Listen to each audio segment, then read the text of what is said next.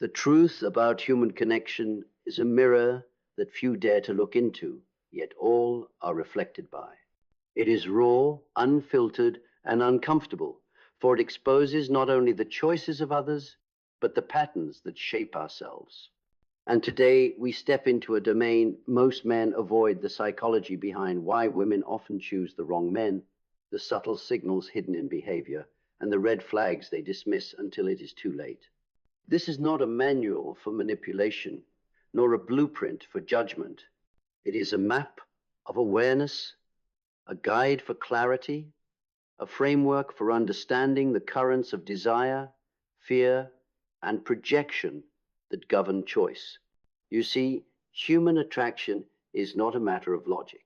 It is not reasoned. It is a storm of instinct, shadow, and unresolved longing.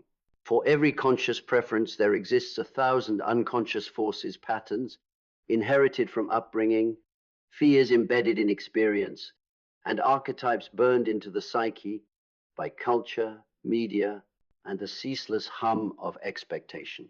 Jung called these archetypes the invisible architects of desire.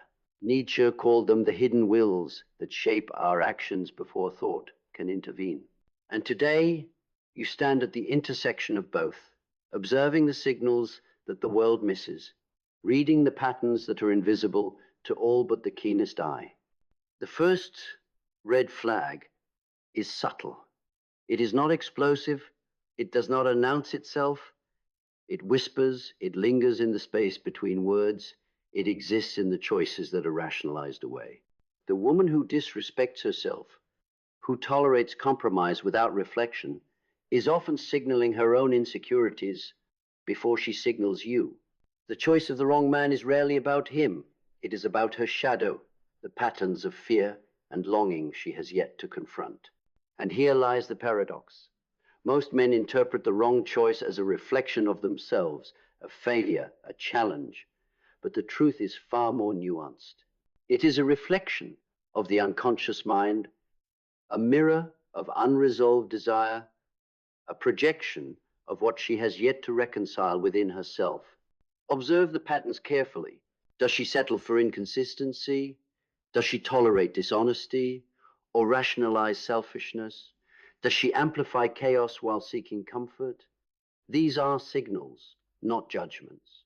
Every choice that contradicts self-respect is a signal of an inner dissonance. Every lapse of clarity, every embrace of confusion is a footprint of unresolved shadow. And when you recognize this, you move beyond reaction, beyond frustration, beyond the urge to fix what is not yours to fix. You observe, you understand, you perceive. And in perception lies power, the power to remain unshaken, anchored in clarity, even as the currents of chaos swirl around you. The second red flag is desire misaligned with integrity. Desire is a complex current, and when unexamined, it can sweep the strongest minds into decisions that defy reason. The woman who repeatedly chooses men who hurt her, betray her, or dismiss her is not merely unaware of consequence. She is tethered to an unresolved pattern of longing. A longing for validation, for recognition, for excitement that masquerades as connection. It is the dance of shadow and instinct, the interplay of fear and fantasy. And the observant mind sees this not as a judgment, but as a map. Every repetition, every cycle of hurt, every rationalization is a coordinate on the hidden chart of the psyche, revealing not only the choices she makes, but the forces that drive them. Yet the truth cuts deeper than observation alone. To understand these patterns, one must confront the uncomfortable reality. Choice is rarely about logic, morality, or conscious intent. It is about resonance. It is about vibration. It is about the alignment of shadow and archetype, desire and defense, longing and fear. Jung called this the interplay of anima, and shadow the unseen dance that shapes attraction. And to witness it, without anger, without judgment, without ego, is to achieve clarity, a clarity that allows you to see not only the choices of others, but the currents within yourself that might attract or repel them. The third red flag emerges in the form of emotional instability masked as intensity. The woman who oscillates between extremes of adoration and disdain, who tests boundaries repeatedly, who thrives on drama while craving connection. This is a signal of unresolved chaos within. Nietzsche would say she has not yet confronted the abyss within herself, and in its absence, she seeks it externally. Huxley would note that cultural pressures and narratives of romance have created a theater where desire and destruction are entangled.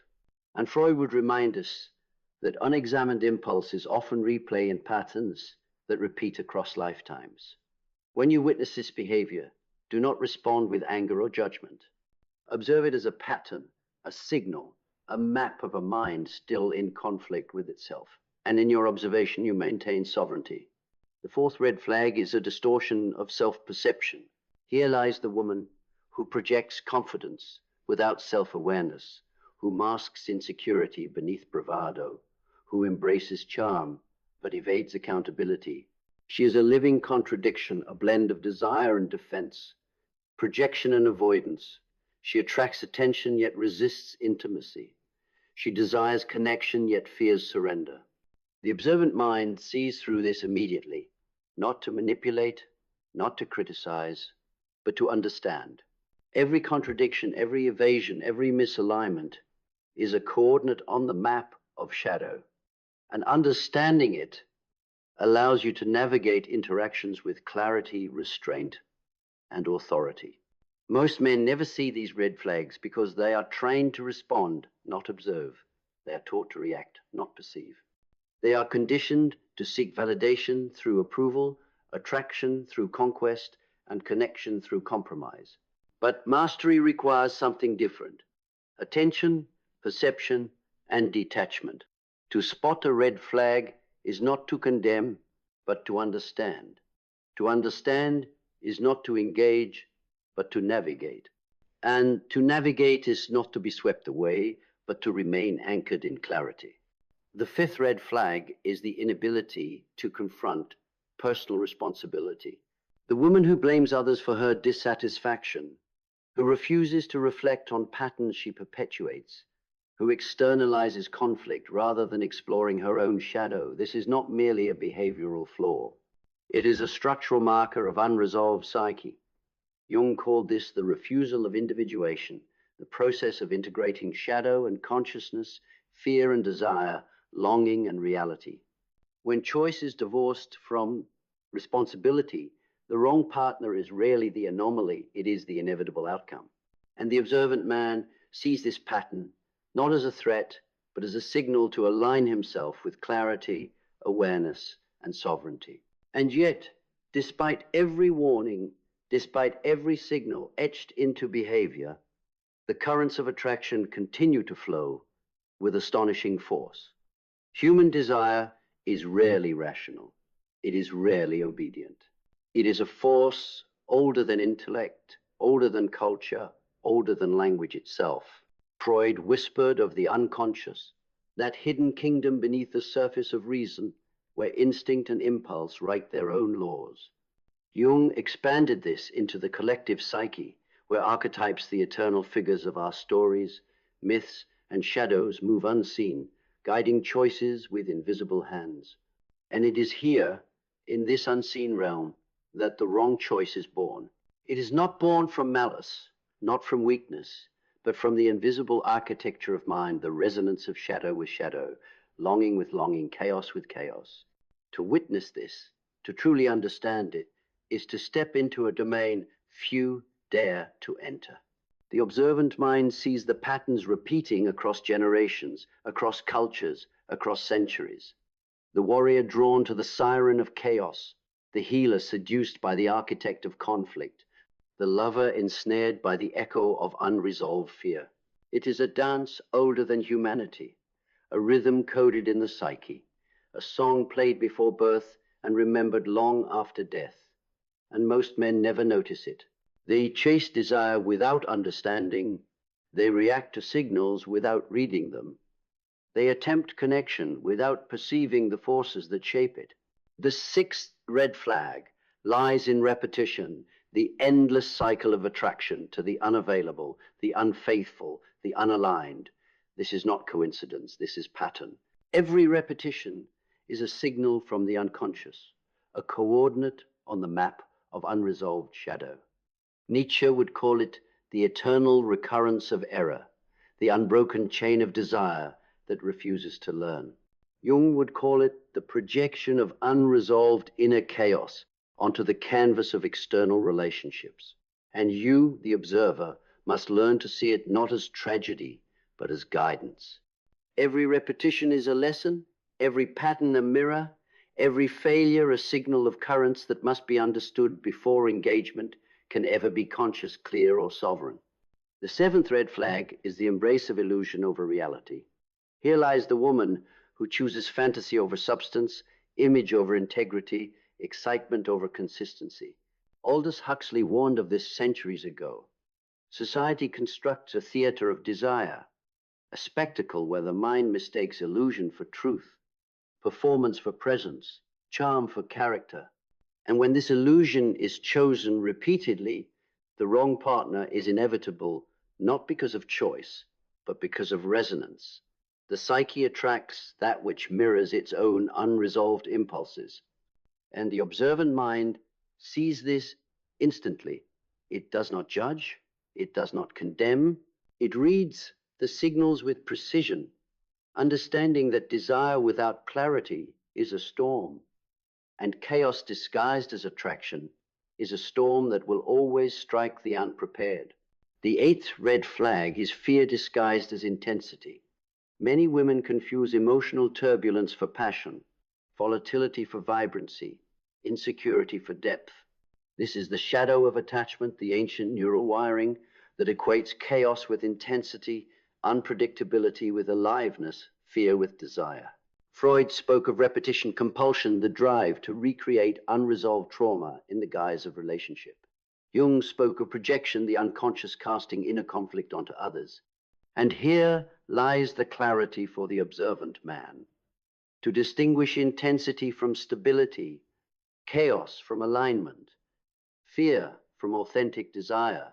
This distinction is the key that unlocks the hidden map, the compass that allows you to navigate the storm of attraction without being swept away. The ninth red flag lies in communication or the absence of it. Observe not only what is said, but what is withheld. Observe pauses, deflections, omissions, contradictions. Words are only half of human signaling. The rest is shadow, gesture, intention, and avoidance. The woman who repeatedly avoids clarity, who sidesteps accountability, who rationalizes contradictions, is signaling unresolved patterns before they become crises. Machiavelli would remind us that power is often exercised in silence, and that those who cannot speak their own truth will unconsciously manipulate the narrative around them. And the observant mind sees this without reaction, reads it without judgment, and perceives the invisible architecture of choice shaping itself in real time. The 10th red flag is the inability to integrate lessons. Every failed connection, every disappointment, every cycle of misalignment is an opportunity for growth if recognized. But when patterns repeat without awareness, when cycles of pain are reenacted without reflection, the map becomes clear. This is the shadow of unexamined life, the unconscious mind repeating errors in a loop, the psyche seeking resolution it refuses to confront. And the observant man, anchored in clarity and sovereign in mind, does not become a participant in this loop. He becomes the observer, the navigator, the calm center in the chaos of unrecognized patterns. At this point, the lesson crystallizes. The wrong choice is never random. It is never born of chance alone. It is the result of resonance between unresolved shadow, projection, instinct, and fear. It is a mirror of unconscious dynamics, a reflection of archetypal currents, a signal from the depths of mind that has yet to find its own alignment. And to understand this is to step into a rare domain of power, the domain where observation replaces reaction, clarity replaces confusion, perception replaces projection. Here lies the true mastery, to see the currents without being swept away, to understand the patterns without being drawn into them, to witness desire without losing sovereignty, to navigate chaos without succumbing to it. Jung would call this individuation, the integration of shadow, the alignment of perception and consciousness, the realization of the self beyond projection and impulse. Nietzsche would call it the triumph over instinct, the elevation of the will above the blind currents of repetition. Huxley would call it awareness, the piercing of illusion, the recognition of unseen forces that shape reality. And in this mastery, red flags lose their power, chaos loses its dominion, illusion is illuminated, fear is recognized and transcended. Every signal, every pattern, every subtle marker of misalignment is no longer a threat. It is a map, a guide, a coordinate on the terrain of human behavior that allows you to navigate not with reaction, but with sovereignty, clarity, and authority. The final realization comes like dawn breaking over a storm-tossed sea. Attraction is a mirror, choice is a map, desire is a compass. And mastery lies not in control, not in judgment, not in pursuit, but in understanding. The moment you perceive without distortion, observe without anger, and navigate without attachment, you step into a domain few ever see, the domain of clarity, perception, and sovereign presence. Here, the wrong choice is no longer a threat. Here, the patterns of chaos become coordinates on a map. Here, the red flags illuminate rather than alarm. Here, mastery is absolute and sovereignty is unshakable. And in this state, connection is no longer a trap. Attraction is no longer confusion, and desire is no longer chaos. It becomes alignment. It becomes resonance. It becomes clarity, the clarity of a mind that sees through shadow, through illusion, and through repetition, anchored in the calm authority of observation.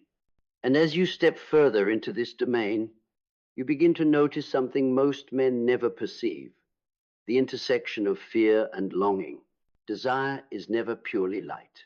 It always carries shadow. Every attraction carries a whisper of what is unresolved, a shadowed imprint of what has been denied, avoided, or unhealed. Jung spoke of the anima, the eternal feminine, within the unconscious, shaping perception, influencing desire, and guiding projection. It is here, in the delicate interplay of conscious thought and unconscious pull, that patterns reveal themselves. She is drawn to him not because he is right, but because he mirrors the unresolved echo of her own psyche. The wrong man is never wrong by chance. He is wrong by resonance. Observe carefully. The woman who seeks intensity over stability, who craves chaos over clarity, who clings to fear disguised as excitement, is signaling her own unfinished symphony of shadow. She does not consciously choose pain. She unconsciously mirrors it. Every argument, every disappointment, every heartbreak she endures is a reflection of an internal structure she has yet to integrate. Nietzsche would call it the eternal recurrence of unlearned lessons. Freud would call it repetition compulsion, the unconscious striving to resolve what remains unresolved. And you, standing outside the storm, are offered clarity. You see the storm without becoming it. You read the map without being lost on it. The 11th red flag is the illusion of self-possession. Here is the woman who appears composed, confident, and untouchable. Yet beneath the surface, fear and uncertainty dictate the currents of her choice. She presents control, yet she is guided by unconscious impulses. She projects independence, yet seeks validation through misaligned connections. The mask she wears is an artifact of shadow management, a careful orchestration of perception designed to conceal internal turbulence. The observant mind recognizes this immediately, not to manipulate or condemn, but to map the inner landscape with precision. The 12th red flag is attachment to narrative over truth. Many women fall prey to the stories they tell themselves, stories of who they are, who they want, and what they deserve. Huxley warned of the illusions crafted by culture and media, the narratives that seduce the mind while blinding the soul. She repeats these stories, sometimes unconsciously, sometimes deliberately, and in doing so, she chooses men who fit the story rather than men who fit reality. Every repetition, every cycle, every disappointment becomes predictable. To the observant man, this is not a warning, it is a map. Every misalignment is a coordinate, every projection a clue, every repetition a lesson in clarity. The 13th red flag is fear of self-confrontation. The woman who cannot look within, who avoids discomfort, who denies the shadows that shape her behavior, will invariably repeat patterns of misalignment. This is not a flaw. It is a structural reality of the human mind. Jung called it the unexamined shadow, the portion of the self hidden from conscious sight, shaping perception and action from beneath the surface. Freud called it unconscious motivation, the silent architect of repeated mistakes. And the observant man, anchored in awareness, sees this not as a challenge, but as guidance. The moment she refuses to integrate lessons, the map becomes clear, and you can navigate with sovereignty rather than reaction. The 14th red flag lies in avoidance of accountability.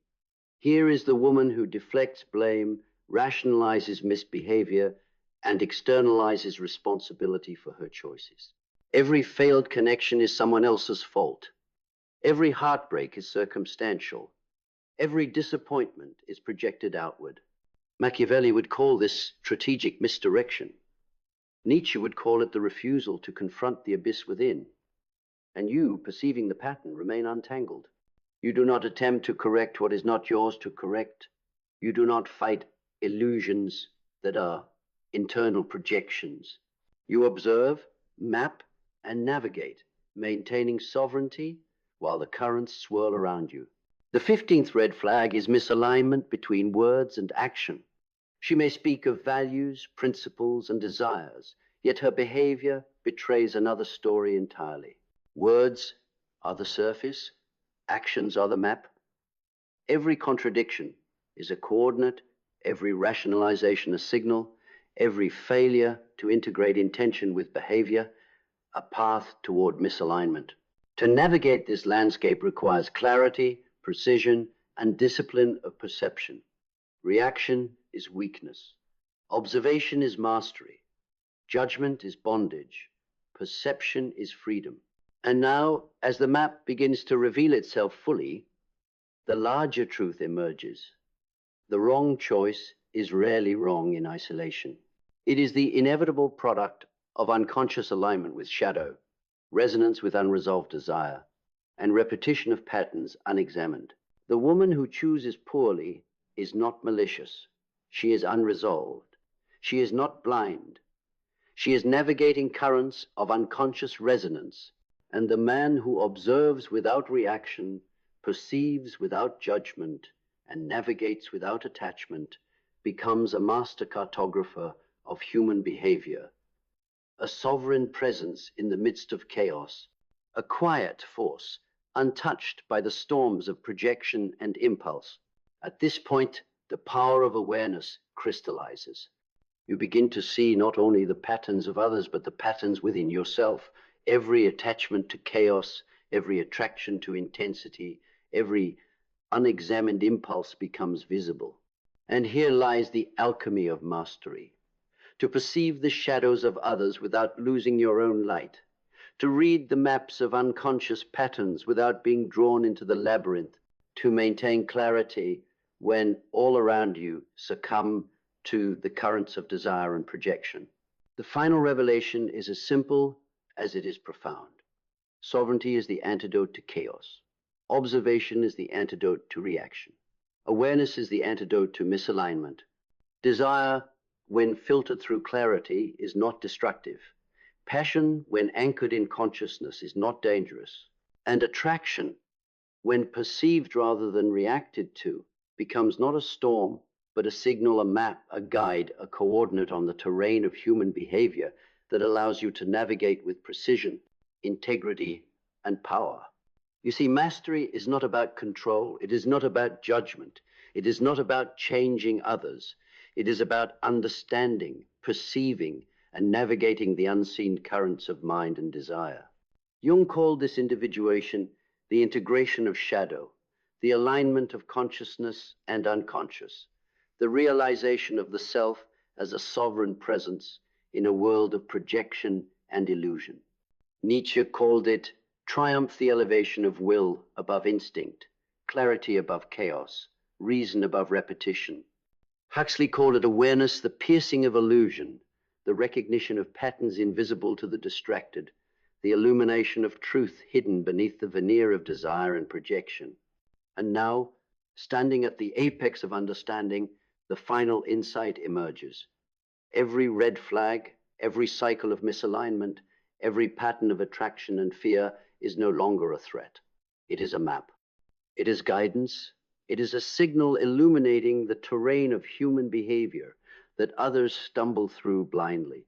And in this state of clarity, of sovereignty, of observation without attachment, mastery is complete. You are no longer reactive. You are no longer ensnared. You are no longer the participant in chaos.